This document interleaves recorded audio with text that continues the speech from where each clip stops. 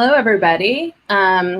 Welcome to the Joystick webinar of Using the Force for Dynamic Campaigns. I'm Sarah Francis, the CEO of Joystick. I'm joined here by Andrew Henry, who's our SVP and Head of Client Services. Andrew, I don't know if you want to turn on your camera and say hello, but then let's just jump in and get started. Hi, everybody, and let's do it. Just a couple quick housekeeping items, and then we'll jump right in. We've got about 30 minutes slated here to discuss dynamic campaigns. Any questions you guys might have, please ask in the chat. And this session's also being recorded so that you can have it later, as well as share with any colleagues who maybe weren't able to make it. But without further ado, I'll hand it over to Andrew. Thank you, Sarah, and hi, everybody. Thank you for joining us today. A quick background on Joystick for anyone who may not know who we are, but we are a creative production agency and part of the Incubita Global Network, and we love working on all things creative. We fit into the ecosystem by helping brands and other agencies push their marketing objectives forward through the use of technology, through the production muscle that we have at Joystick, and through great, cool, emerging formats. And then some quick background on me. I've been working with Joystick for 8 years now. I work out of our New York location, and I am a huge Star Wars fan. I enjoy the films, the series, the books. I love it all. I'm wearing a Star Wars tie today because why not? Sarah and her family, they're also fans. I'm sure some of you are as well. And I bring that up because today, we'll be discussing the benefits of building dynamic campaigns and how it has been or can be used for entertainment clients, maybe even for a hypothetical strategy for brands such as Star Wars. But before we get into strategy, I thought maybe we could just take a quick step back and clarify what we mean when we say dynamic campaigns.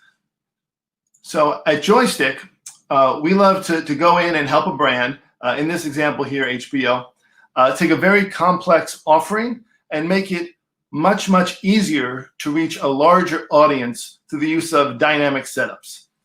From the creative side, we build a template where every element within the ad is dynamic.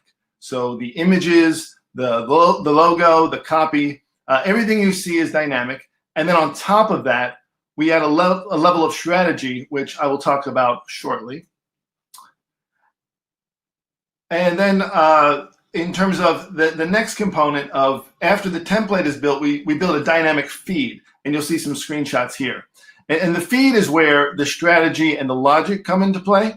From the strategy side, we determine what available data signals will be used for a campaign, meaning will we have access to geo data? Will we have access to audience data, perhaps behavior insights? And then we set up a feed strategy around that. And when I say logic, I'm really referring to how the feed functions. So you'll see in this screenshot here, we have a main feed or a parent feed, and then there's two sub feeds or child feeds. And they all function together to create those great creative examples that I'll be sharing shortly. And the last component of how this all fits together is the relationship between studio and campaign manager.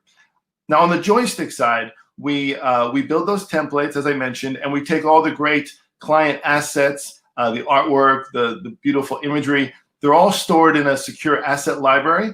And then we build the ads in our feed, and it's all combined in studio. And then after everything is tested and QA'd and approved, they're pushed over to a campaign manager account.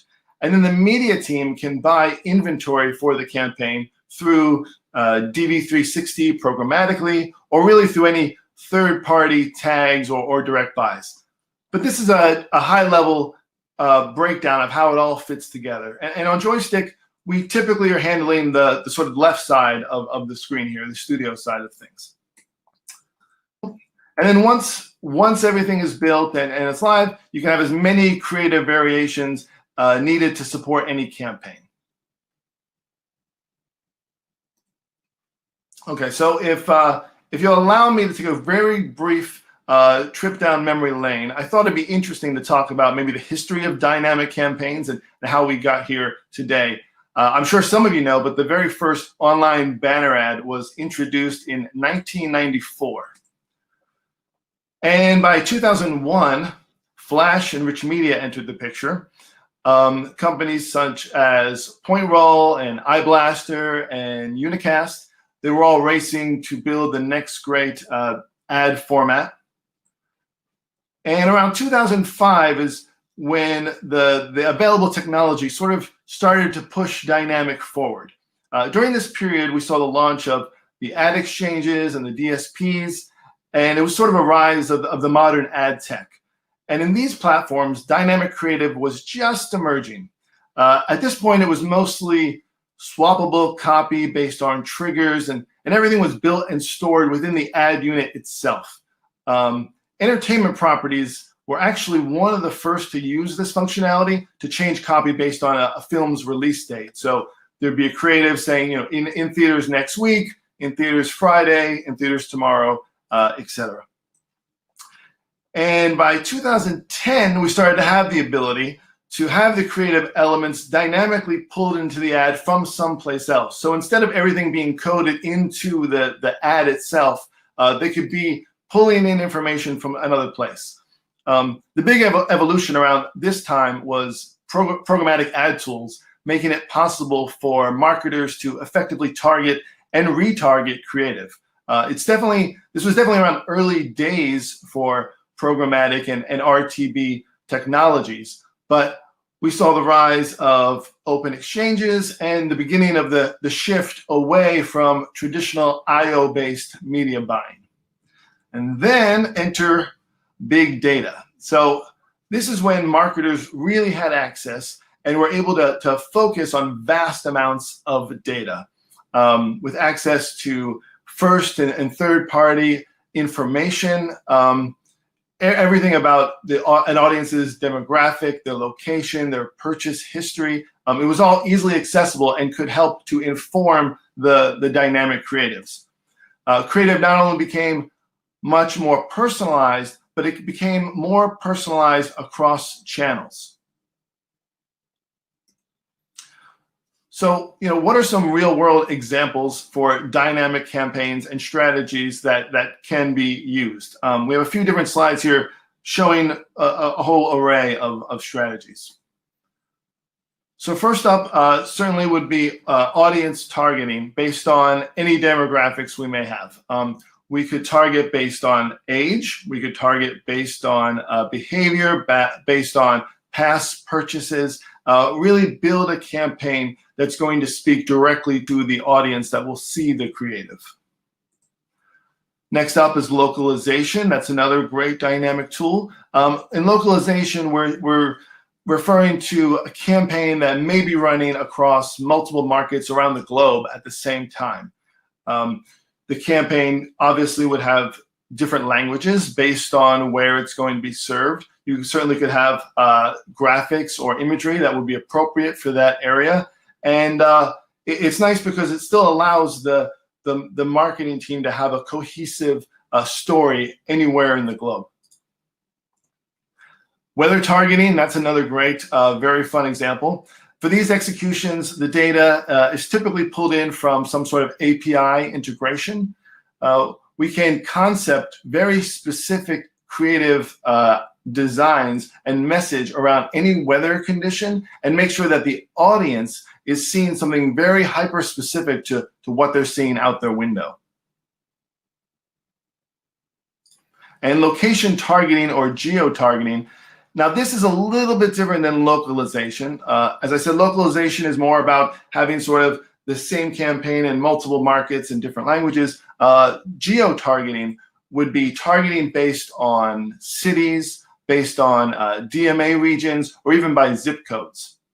So with this, we could serve a very specific version of a creative to a very select audience, perhaps in a radius around a store location. We could share offers and details that are only available in that area. Next up, we have product retargeting campaigns. I'm sure you're familiar with this. We can use any information, typically a floodlight tag, to know if an audience has viewed a particular product or even a similar product. And then we can serve them a creative that ideally is going to be helpful for them and will assist them with their decision making. Data Pass is another great dynamic tool that we love to feature when we can. So this is when we try to continue the ad experience from the ad through to the website, allowing a user to enter some information. In this example here, hotels.com, and we're allowing the user to enter some sort of information into the ad, and then upon click-through, that data is passed directly from the ad to the site. So it creates a really nice, seamless experience for users.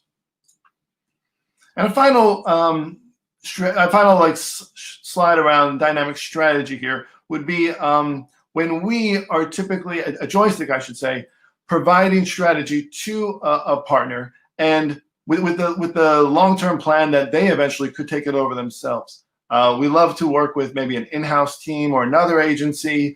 We can concept the template together based around their marketing goals, build a nice dynamic strategy, and then we can even do a nice training session, whether that's an ongoing maintenance support, or even just handing over the campaign to our partners and letting them run with it, and then they could really explore how great dynamic campaigns can be.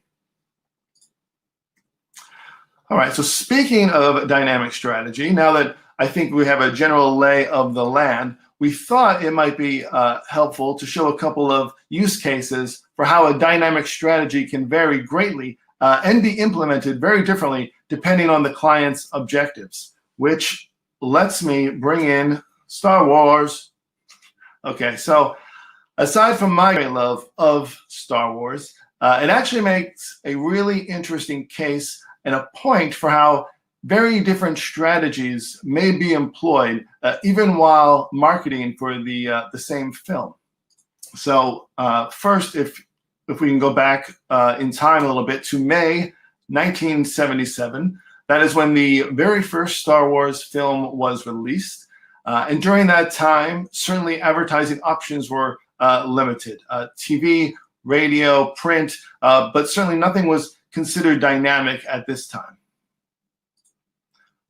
Fast forward to today, and there are many, many strategies that could be deployed around how to market a film. So let's take a very hypothetical look at how a dynamic campaign may be set up. And first, we're going to focus on theatrical releases. There's a lot of properties out there, but we're going to focus on a theatrical release and how the marketing team could potentially utilize dynamic for that goal. So first up, we certainly could use audience segmentation to tap into fans based on their affinity with the Star Wars characters. Certainly there are people who are fans of the original trilogy and the actors that were featured in them. We could build a campaign where original cast artwork and design is targeted to an older fan base, while the newer cast of the newer films, those creatives would be targeting primarily to a younger audience. We could also deploy behavior segmentation. So the example here is saying, why don't we build a campaign where we'll focus specifically on a genre of the series and make sure we're reaching out to fans of that genre. So example, fans of action could be shown a completely different creative than a fan of romance. And we could feature certainly images, but even video clips, whatever fantastic artwork and assets we have, we might as well use them. And of course, geo targeting, this is sort of a no-brainer, but this would go on a global level. It could help communicate different messaging based on when the film or films are being released into a certain market, but then also if a particular actor maybe have a larger following in one country versus another, maybe feature them more in the creative. Why not? And then I want to also focus on the home entertainment, because that certainly can benefit in addition to theatrical releases. Disney Plus, they may want to promote the title when it gets released on their service, but their objective would be a little bit different. Instead of selling tickets to the theater, they're trying to drive signups to the platform.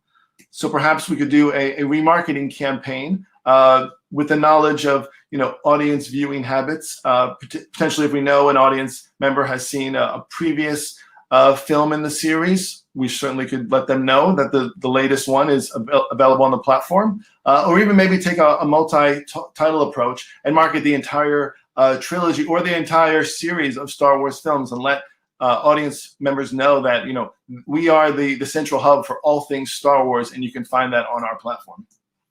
Or even we could cross-target audiences as well from other film properties to promote titles. Certainly, there is some cross fans in the various universes that are out there.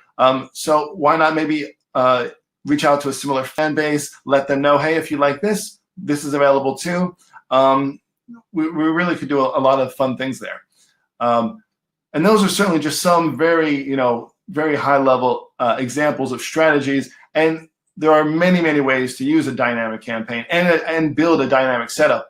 And we love being able to discuss that. We love understanding objectives and goals and figuring out what strategy is going to make the most sense. So with that in mind, I'd love to share a couple best practices that we have. And I'm going to continue with the Star Wars theme of the day because I love Star Wars. So first, let's follow Master Yoda. Do or do not. Dynamic campaigns should definitely be seen as a process. I'm sure some of you know about a maturity model to adoption. We definitely like to consider that when we're recommending dynamic campaigns, specifically to people who maybe have never done one before. There are plenty of really cool and interesting and exciting things that can be done in campaigns, especially to optimize campaigns. But the goal should be, let's build a dynamic campaign and get that up and running and be comfortable with what we've built. And then let's proceed and see what else we can do. So the first thing is definitely to jump in and do it and see what happens. And then, I would say, use the Force. Use the Force, Luke. Let go. Find a great partner. Let go of any maybe hesitations that you may have. There's a lot that can be done with dynamic campaigns. There's a lot that's, new data is available every day. New insights are available all the time. And there's so many benefits of using dynamic campaigns. I really like to sort of explain to our partners the benefit and make sure that they're comfortable building anything before moving forward. And with that, I think we're going to go to some Q&A with the team. And I think, Sarah, are you going to rejoin us? Here I am. Hello.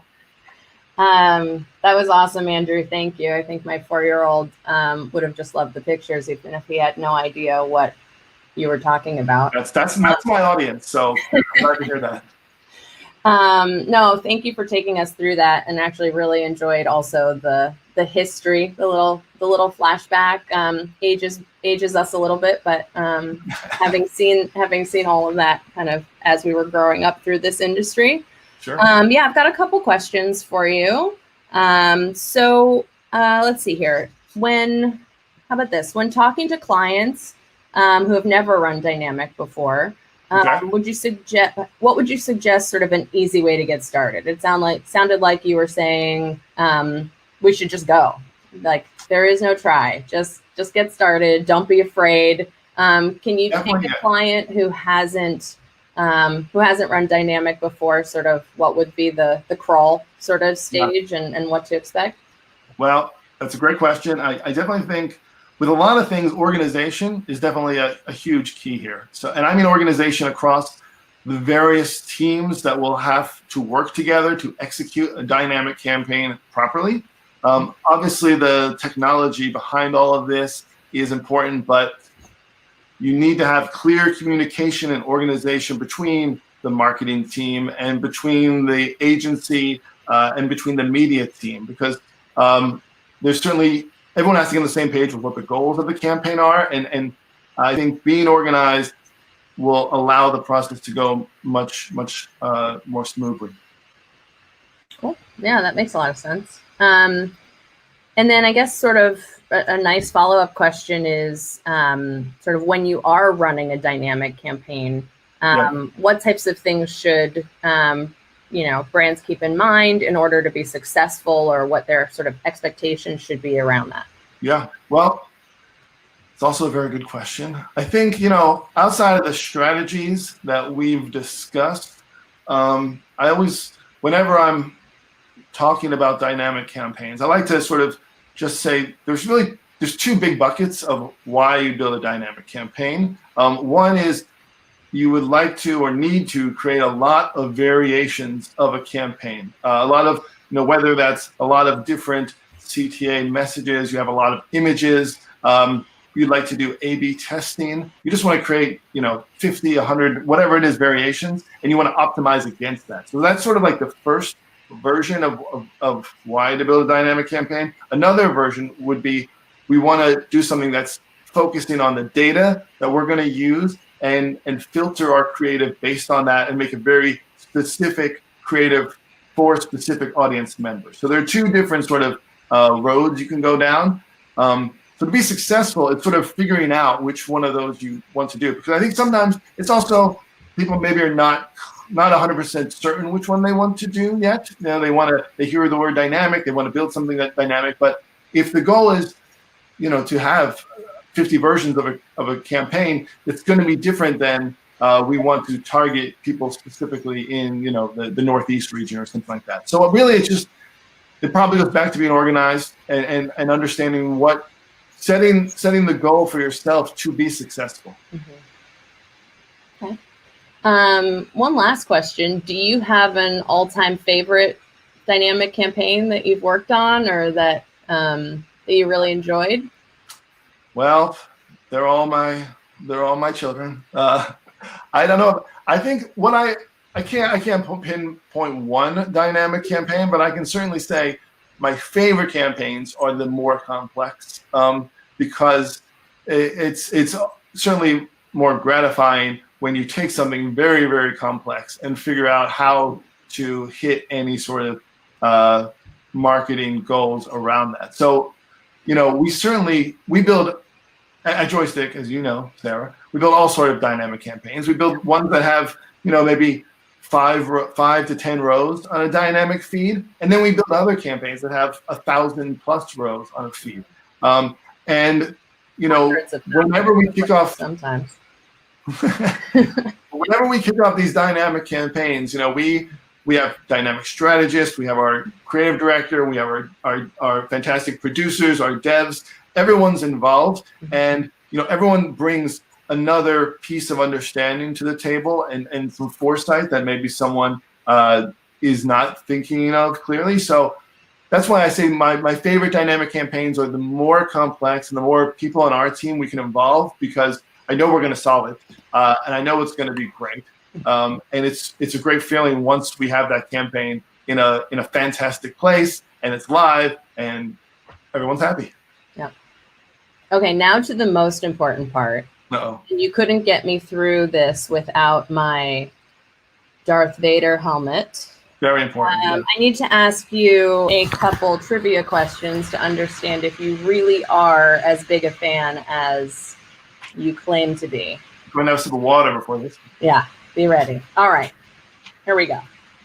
How much total does Obi-Wan Kenobi agree to pay Han Solo for safe passage to Alderaan?